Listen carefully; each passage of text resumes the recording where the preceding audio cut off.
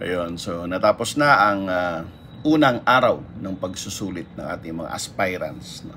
And bukas pahinga, wala silang exam. Ang exam naman ng ating mga aspirants ay Friday. So hindi pa ako nakapagtanong kung ano yung mga lumabas ngayong araw, kung ano man ang mga lumabas na yon sa mga nag-take ng exam.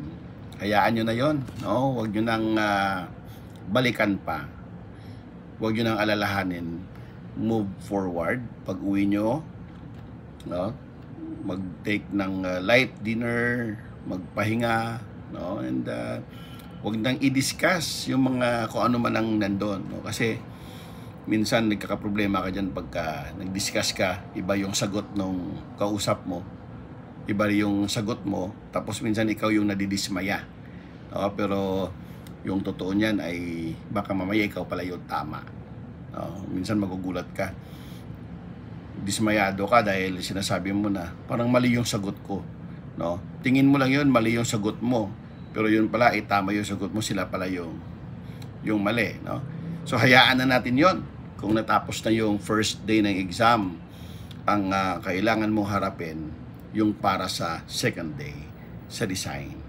So pahinga ka ng kaunti, and then bukas aral ulit, no? Hindi yung aral na sagaran na kailangan na lang dyan is yung mga browse na lang na aral, kasi nag-aral naman kayo sa matagal na panahon, no? Almost 5 months ang inyong aral, di ba?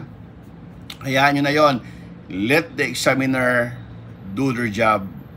Let the PRC and the Board of Architecture do their job to check your examination answer sheet, no? Let the result tell you na ito ka.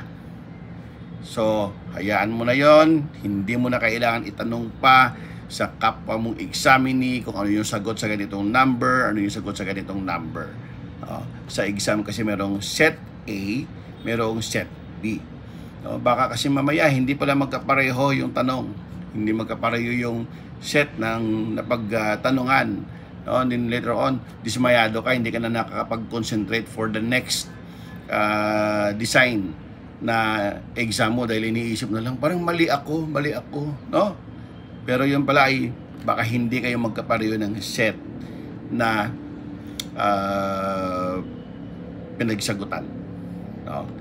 At hindi ka rin nakakasigurado kung gaano rin siya nag-analyze doon sa pag-choose ng kanyang sagot at based din doon sa iyong sagot. So move forward and browse bukas, and siguro by Saturday or Monday arkitekto na kayo, no? And we will see you in the industry, we will see you in our organization, we will see you in the practice of the architecture profession. Good luck pa rin. God bless sa inyong lahat.